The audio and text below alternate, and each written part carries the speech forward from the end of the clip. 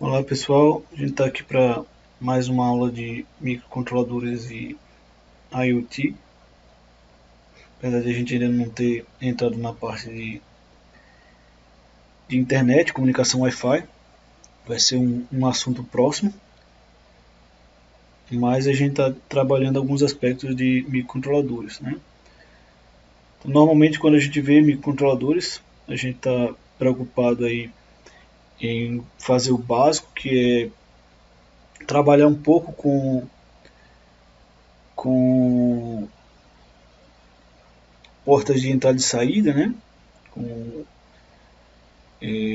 entradas e saídas digitais, entradas e saídas analógicas, algumas coisas ali internas do microcontrolador que a gente pode usar para fazer alguma programação mais elaborada, e algumas comunicações, né? Nesse sentido a gente já viu como usar portas digitais para controlar o motor, para gerar PWM. PWM também é um ponto importante dentro de microcontroladores. A modulação por logro de pulso, que a gente usa para controlar não só motores, intensidade de algumas coisas, né? E viu pelo menos duas formas de modular, né? O pulso. A gente viu também como criar, de certa forma, codificadores, né? Para LCD, para display de 7 segmentos, que a gente coloca um valor básico e ele se torna o número na saída, né? Se comunicando com o dispositivo real. E, na última sequência de vídeos, né, a gente estava falando sobre conversores analógicos digitais. Então lá eu apresentei um pouco sobre o que era um conversor analógico digital, né, fundamentalmente como é que a gente cria um conversor, e basicamente essa estrutura ou essas estruturas podem estar dentro de um microcontrolador. Então, depois de falar um pouco sobre esses conversores, a gente pode também optar por um conversor externo, mas nos microcontroladores que a gente está usando como referência aqui, que são o ESP8266 e o ESP32, ele já tem conversores analógicos digitais integrados, sendo que o ESP8266 ele só tem um conversor analógico digital e o ESP32 tem 18, né? São 18 canais de conversão que a gente pode usar para obter os resultados dos valores analógicos. Então, particularidades de utilização desses canais e tudo mais, eu não entrei, né, em muitos detalhes, mas mostrei pelo menos um funcionamento básico do conversor analógico digital e também um pouco sobre como é que a gente usa em conjunto, né, com os motores. E aí eu solicitei aí a implementação dessa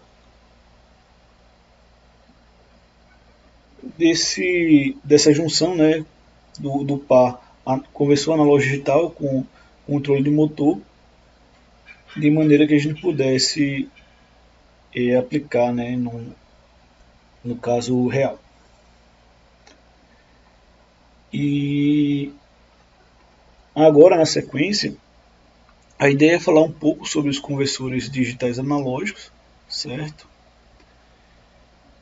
E dentro desse universo de conversores digitais analógicos, a gente já consegue entender que o que a gente vai fazer aqui é o contrário que a gente fazia no caso do conversor analógico digital. Então eu tinha um sinal analógico, tinha que converter para digital, ou seja, passar para dentro de uma memória do microcontrolador.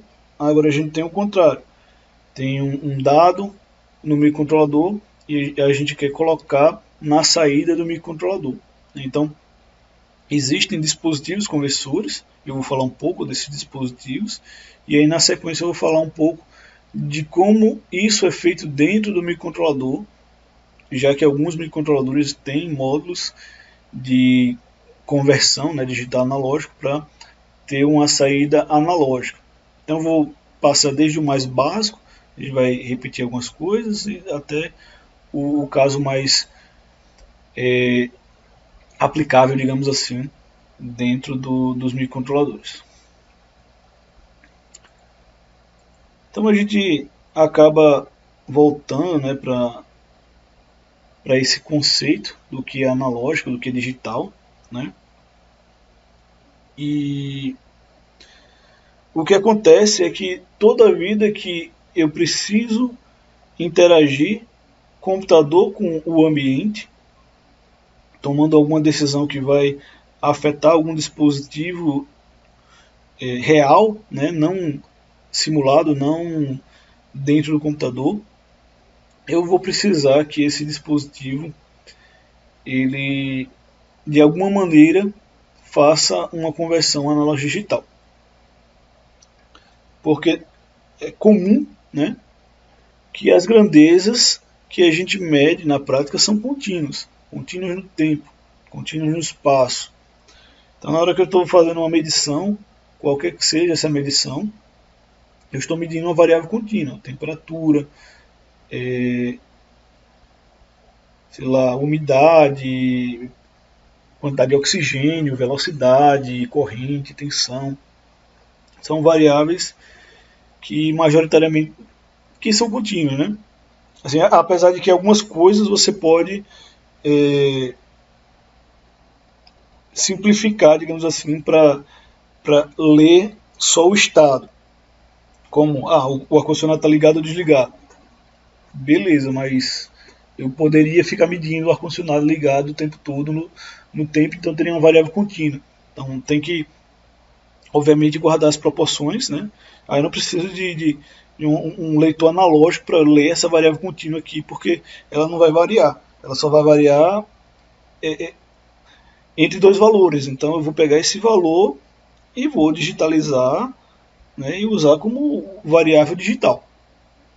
Mas quando isso não é possível, né, essa simplificação, porque a frequência de mudança daquela variável não permite que a gente faça esse tipo de medição, e além do mais você precisa monitorar vários valores de amplitude, você acaba utilizando o conversor analógico digital ou um conversor digital analógico.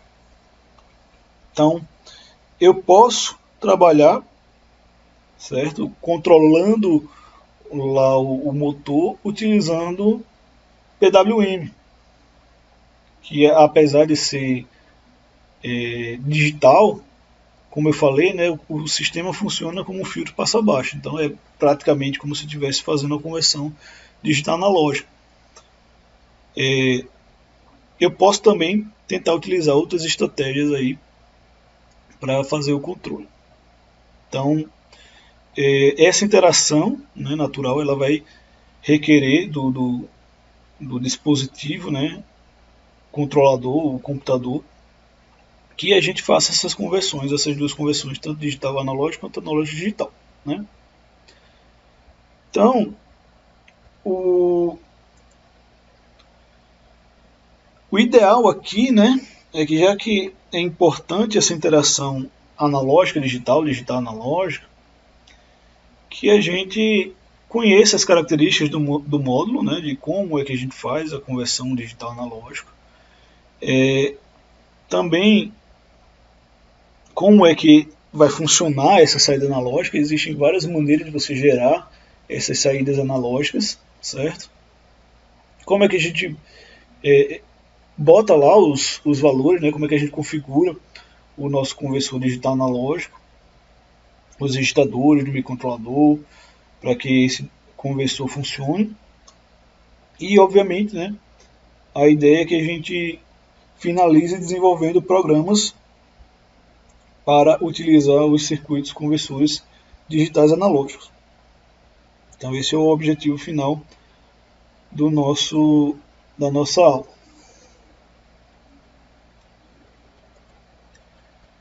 Sendo assim, a gente vai trabalhar aqui com mostrando, né, algumas formas de a gente fazer a conversão digital analógica, certo? Então vamos passar pelo PWM, como a gente já falou, né? A gente pode gerar um sinal analógico, é só filtrar esse PWM. E a gente pode também utilizar outras estratégias de conversão. E todas elas vão ter as suas vantagens e desvantagens, né? E no dispositivo que a gente vai utilizar como referência agora, que é o ESP32, ele tem duas maneiras de fazer a conversão digital analógica, né? Assumindo que o PWM faz parte dessa classe, ele pode fazer usando o PWM e fazendo também o conversor digital analógico, utilizando amplificadores, né, internos que ele tem. Então, uma a gente já viu como programar, que é o PWM, e a outra, que é o que eu estou particularizando aqui nessa videoaula, né, a gente vai tentar fazer agora, durante até o final dessa aula. Então vamos falar aqui um pouquinho de PWM, né?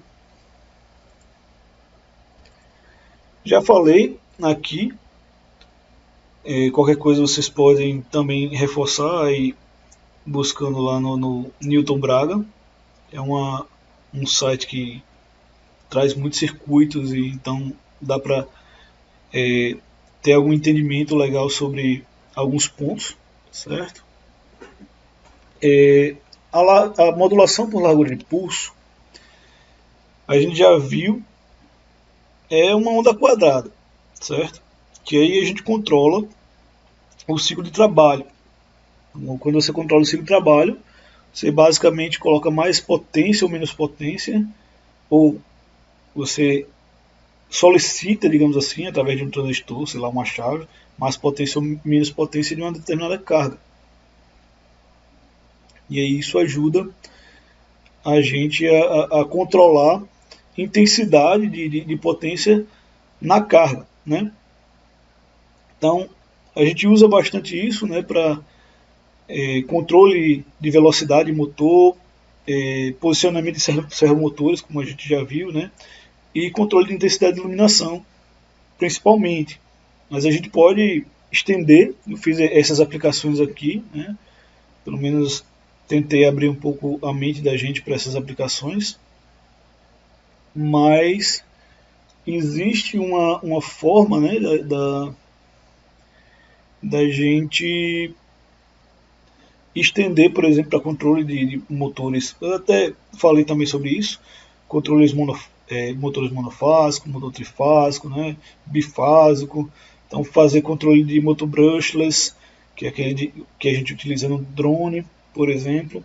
Então tem basicamente várias coisas que a gente pode fazer usando as nossas estratégias, né, com PWM. Então, de qualquer maneira, a gente já viu que pode controlar essa largura do pulso, né, de maneira a enviar mais ou menos potência. E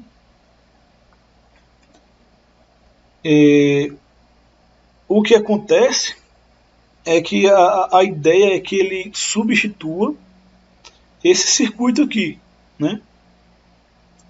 Então, se você olhar para esse circuito, como é que eu controlo a potência na carga utilizando o circuito que está sendo apresentado? A gente tem uma fonte de alimentação que está indo de 6 a 15 volts, por exemplo. E aí eu tenho um resistor ali de 120 ohms, com potência de 5 watts, que ajuda a dar uma queda, né, na corrente que vai para a base do nosso transistor 2N3055. Então, quando eu faço isso, eu faço um controle da corrente utilizando a região ativa do meu transistor, certo? Então eu giro esse potenciômetro, quanto menor for a potência do potenciômetro, teoricamente mais corrente vai na base. Se mais corrente for na base do nosso transistor, mais corrente vai passar pelo transistor entre o coletor emissor do transistor, certo? Aqui só para deixar mais claro, né? Esse aqui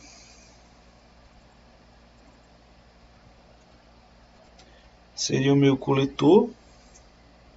Do outro lado eu tenho o meu emissor. E aqui embaixo eu tenho a base. Então a corrente, né, ela vai sair daqui.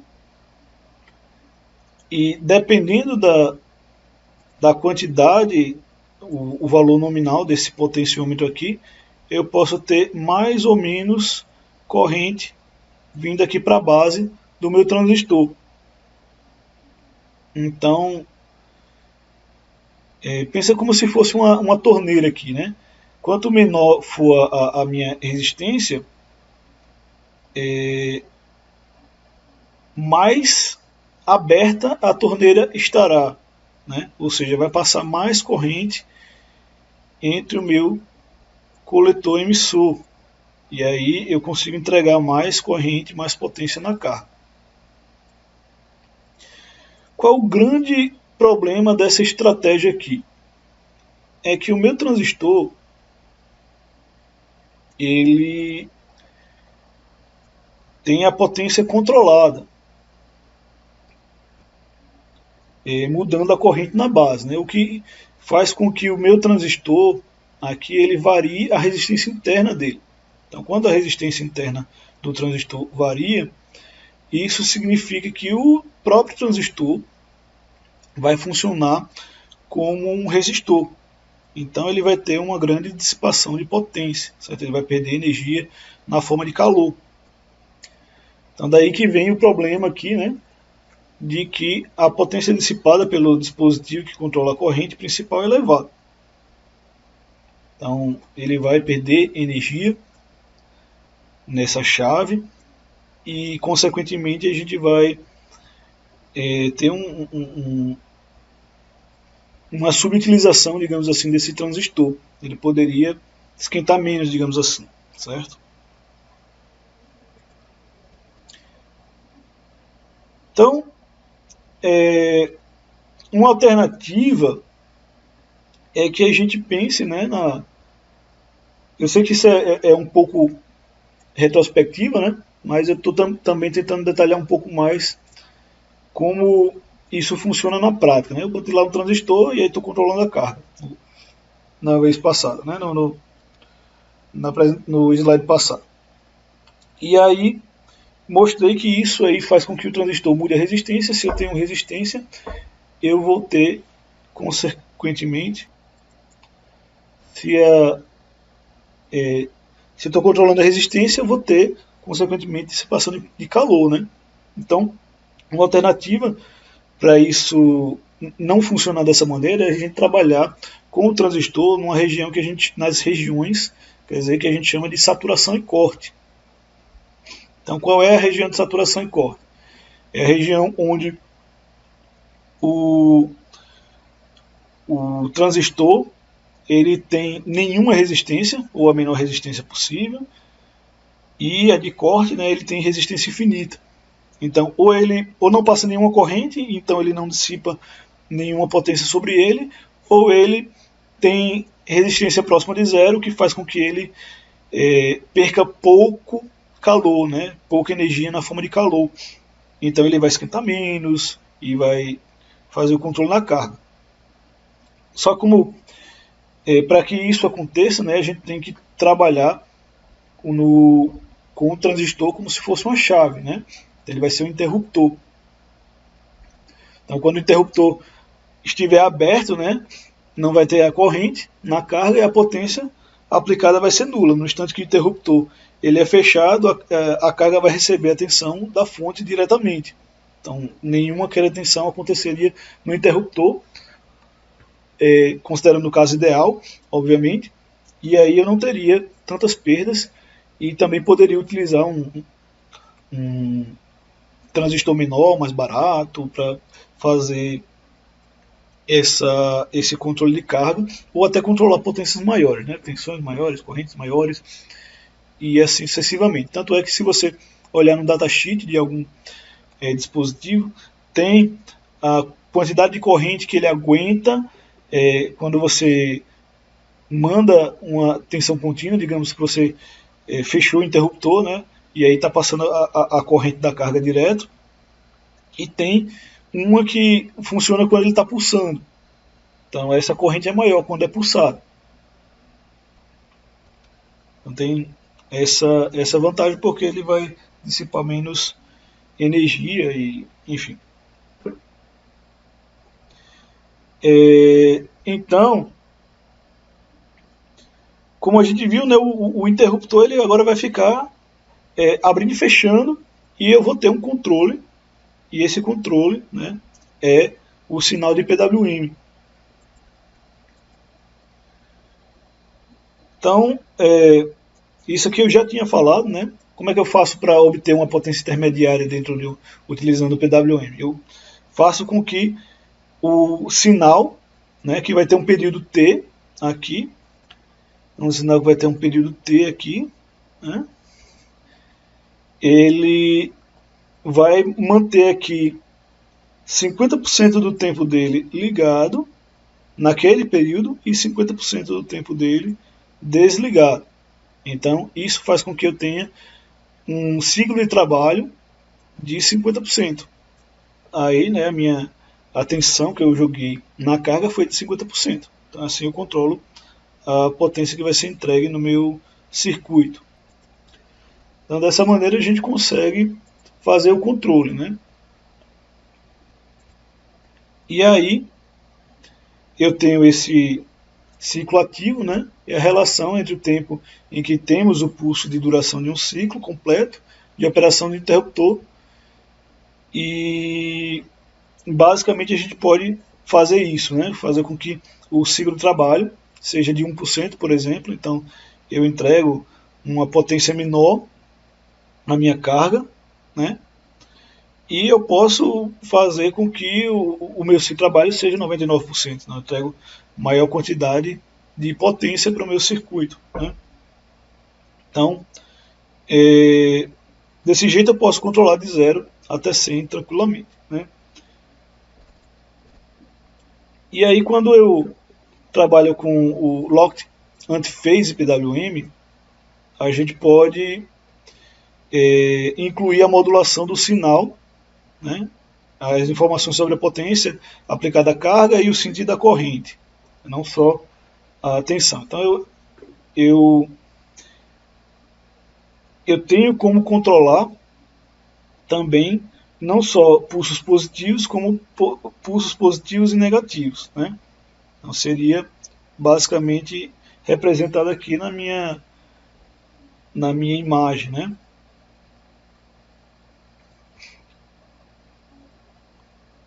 Então, dependendo do que eu fizer ali, a potência pode ser 0, aí vai depender da carga, né? Se for resistor, a potência pode ser total. E aí, tudo vai depender da aplicação. Então, por que isso no final, por que o PWM no final pode virar um conversor digital analógico, né? Porque eu coloquei ele aqui na classe de conversores digitais analógicos. Porque, de qualquer maneira, dependendo da frequência do PWM que eu tiver, ele vai ser tão rápido que o que a gente vai enxergar é o ciclo de trabalho. Então a gente está enxergando lá no final, né, aquela porcentagem da tensão, potência que eu estou tentando colocar. Então, colocando um filtro correto na saída, esse sinal aqui ele vai virar um sinal contínuo, certo? E aí, obviamente vai ter ripple e tal, mas isso é minimizado quando a gente utiliza os filtros corretos, né? E a gente praticamente pode assumir que é um sinal completamente analógico. E aí eu tenho a vantagem de ser simples, né? Eu posso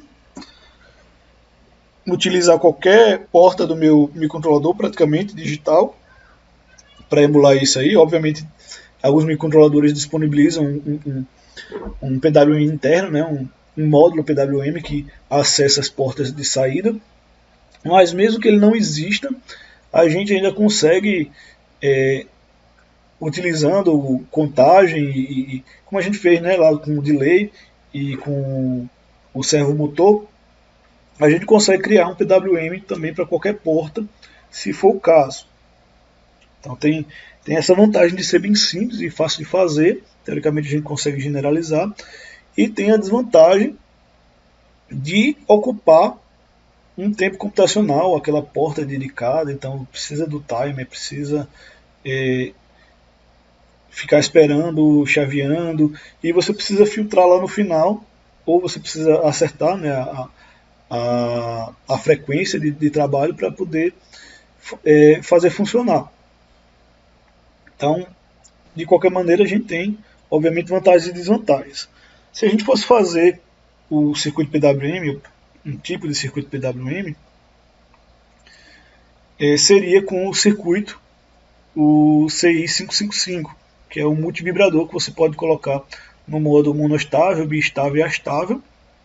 Nesse caso aqui ele está no modo astável. E aí, com isso, a gente consegue gerar um pulso, né, temporizado, um trem de pulso, digamos assim, de maneira que a gente consegue gerar o PWM utilizando um temporizador. Como eu falei, existe a solução